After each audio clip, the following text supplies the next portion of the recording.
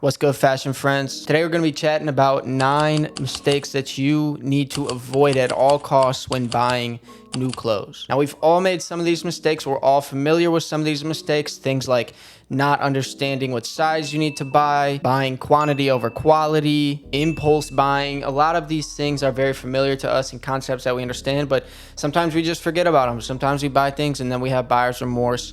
Today, I want to talk through those so that we can avoid buyer's remorse at all costs. All right, so we're going to start with the first one, and that is buying the wrong size. Now, based on the brand that you're shopping at, you should already pretty much know which size you fit into. Usually, you'll be between 2 sizes, if anything. For example, me, I'm in between a small and a medium. So in this shirt, I can fit a small. This is from Uniqlo, but in the dress shirts from Uniqlo, because I want them to fit a little bit more loose, I can fit into a medium, but I can also fit into a small. It just depends on the type of fit that I'm going for. So one key point to keep in mind for this is to understand your basic body measurements. So understand your chest measurement. Are you a 40 chest, a 42, a 38? Your waist measurement, your inseam, your sleeve length.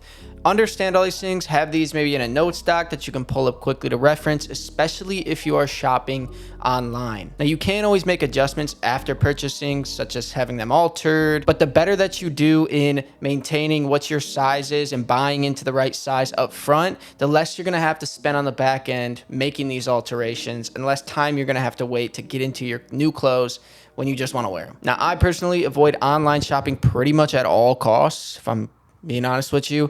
But if I do have to buy online, usually it's from a brand that I know and I know my sizing already. For example, Uniqlo, I already know which size I wear in the bottoms, size I wear in the shorts, size I wear in the shirts, yada, yada.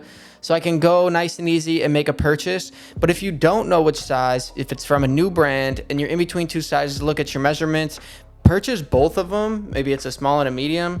Get them both in, right? And then try them both on, see what fits you best. You can easily send the other one back, get a refund on whatever you paid for it. Now that brings us to the second mistake to avoid when shopping for new clothes, and that is not knowing the return policy. Now this is a big one. Of course, it goes tandem with buying the wrong size, because if you buy the wrong size or for any other reason, you feel you need to return the garment, but you don't know and you messed up on the return policy, you're gonna have to take an L on that. You're gonna have to take an L. I've taken L's. I'm sure you've taken L's. We've all taken L's in this arena, in this field. Obviously, keep in mind time frame requirements. So if it's 10 days, 30 days, whatever it may be, you need to know that if you hold on to the garment for too long, you get distracted. It's a 10-day return policy, but it's been 13 days. They're not going to take it back. You know, there's no point in causing an argument about it. Just know that going up front. If you need to have the tags on the garment, or you need to have the tags, know that up front. And I want to share a story with you. So I bought a Uniqlo Airsense jacket in black. I have it in gray already. So what I did was I went into the store. I was buying other things. I wanted the jacket in black,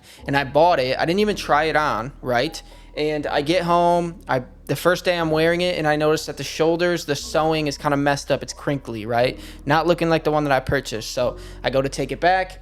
I don't have the tags. I can't return it. So now I'm sort of stuck with this jacket that's not completely that I can't wear, but I always think about every time I see this jacket now, the fact that I need to know the return policy. And I can easily wear it. I can also have it fixed if I really want to, but it's not that big of a deal. But this just goes to show you that even with things that you are familiar with, if you literally have whatever said item is that you're purchasing in a different color, always try it on and make sure that everything looks good for the garment. Real quick, if you enjoy fashion content, if you're enjoying this video, please consider scrolling down, dropping a like on the video, maybe subscribing to the channel and leave it a comment. Be super helpful. Let's get back to it. So let's move on to the next mistake that you want to avoid, and this is focusing more on your wants than on your needs. So I think there's basic needs in a wardrobe, and everybody's wardrobe, depending on your style, depending on what types of things that you wear, needs that need to be met. For example, if you dress business casual, you have a more professional job, you need to have like a white dress shirt, you need to have like pair of chinos, trousers,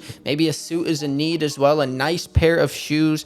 All these things are needs if your job requires it. So if you focus more on your wants, things that you want, but doesn't necessarily fall into your personal style, into your wardrobe that you're trying to build, into whatever your work requires, it takes more resources resources away from your needs, allowing you to not be able to buy the best needs as possible to fulfill your wardrobe with the best quality pieces. For example, if you love streetwear, but your job doesn't allow you to wear streetwear, don't spend all your money on streetwear when most of the day you're going to be spending your time in business casual clothing like what I'm wearing now, like this broadcloth shirt. I'm sure you can find ways to meld the two together, but just be aware of that. Don't go spending all your money on Supreme tees, Supreme hoodies, Palace, yada yada, all that stuff, high-end streetwear stuff, when you can't even wear it to your job, when you're only going to be wearing it on weekends and at nights if you go out or something.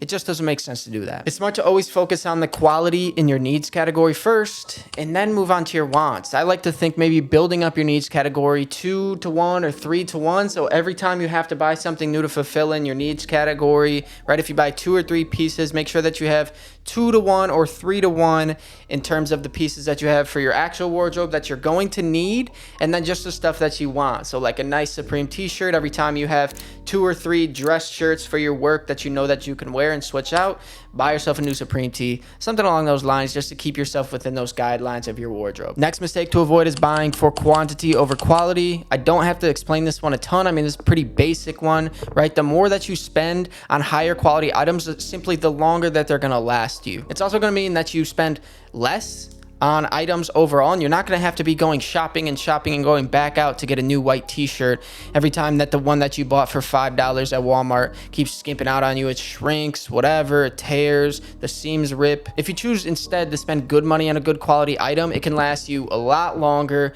than this 1, 2, 3 pack of t-shirts that you're getting for a third of the price. Next mistake to avoid is over focusing on trend. Simply put, the more that you focus on trend, the more you will feel that you have to go out and buy new things, because trends change so quickly nowadays. We go through cycles 4, 5, 6 times a year, and then there's micro trends that pop off on social media and you want to play into it and all this, but don't focus as much on trends. If there is a trend that you like and it can work into your wardrobe, but you are thinking more timelessly about your wardrobe, that's where you want to be shifting your thinking to, and you can work in this trend into what your wardrobe is, then it makes perfect sense to go ahead and hop on that bandwagon. But don't be trying to keep up with a new trend that pops off every month, because you're just going to be spending money, you're going to be out shopping a ton, and it doesn't really matter as long as you can look cool. Focus more on the timelessness and your personal style over what's cool out in the marketplace. The next mistake is straying away from your personal style. Now this kind of goes hand in hand with over focusing on trend, because if you're focusing more on trend, then you're not focusing on what your personal style actually is. And if you don't know what your personal style is, I would suggest doing some digging in and finding out. So here's a few questions to think about if you're trying to figure out your personal style, right? What are you drawn to? What are the pieces that excite you?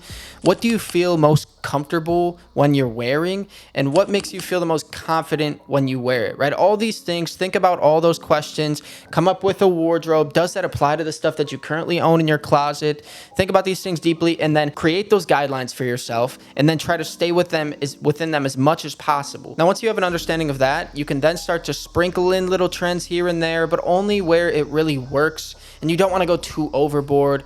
You want to be 85-90% focused on your personal style, and then throw a little bit 15-10% trend in there just to spice things up. The next mistake is not thinking about what you already own. Now, you always want to be conscious of what you already own, what you already have in your closet, to make sure that you're not overbuying pieces where you're not really going to get utilization out of them, right? Do you need 3, 4, 5 different quarter zips? Are they similar enough to where you can get rid of 2 or 3 and just cut it down to 2, right? Or do you need a bunch of different t-shirts, or are they similar enough to where you can just cut it down to 2, maybe even 1 t-shirt? A good example of this is I have only owned 1 pair of denim jeans for pretty much probably 2-3 years now, and I've been thinking about, well, do I need another pair? This pair of jeans pretty much fills in every gap, and I can wear them essentially every day. They're a pretty basic wash to where I can wear them all the time, and I don't have to worry about if they fit in with this outfit or that outfit.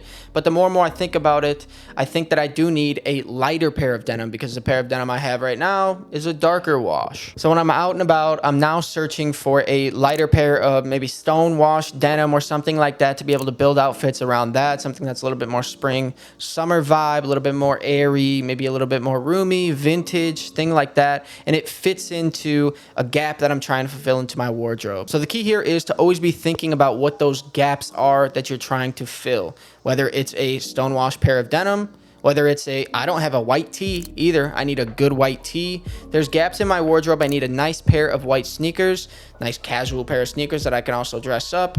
There's gaps in my wardrobe that I can think of. So when I'm out and shopping, I don't buy another purple t-shirt because I literally have like 4 purple t-shirts. I don't need another one. It's more important to spend my resources elsewhere on a gap that I need to fill up in my wardrobe. Next mistake is impulse buying. I'm sure we're all familiar with this. It's that feeling when you're out and about and you find something that you absolutely feel like you need.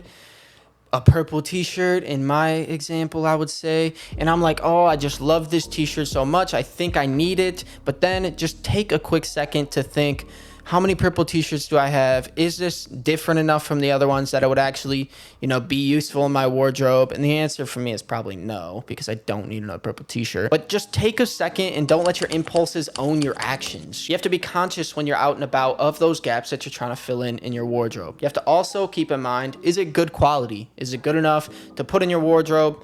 And it's good enough to spend your hard-earned money on. Me personally, I usually like to adhere to the rule of waiting a certain period of time before I actually make a purchase on something. For example, if I see something out and about or I see a new thing on social media that I think, oh, I really actually like this, maybe I should purchase it, I will wait 5, 10, 15 days. I'll keep a tab open in my Safari with that on it. And then if 15, 20 days later, I come back to it and I'm still thinking, yeah, I think this could really fit well into my house or my wardrobe or something like that, I'll go ahead and make the purchase. But at least have a grace period of time where you give yourself some time to think through it and don't let your impulses own your actions. And the last mistake to avoid when buying new clothes is not doing your research. Now, this doesn't only pertain to fashion. This doesn't only pertain to clothing. You always want to do your research on new things that you're purchasing no matter what. Whether it be from a new brand that you scroll through on Instagram, or maybe you're buying a couch on Facebook Marketplace. Always go to the website of the brand or the website of the item that you're buying. Look into it, read a description. Where is it made? What are the materials that it's using, right? What is the price?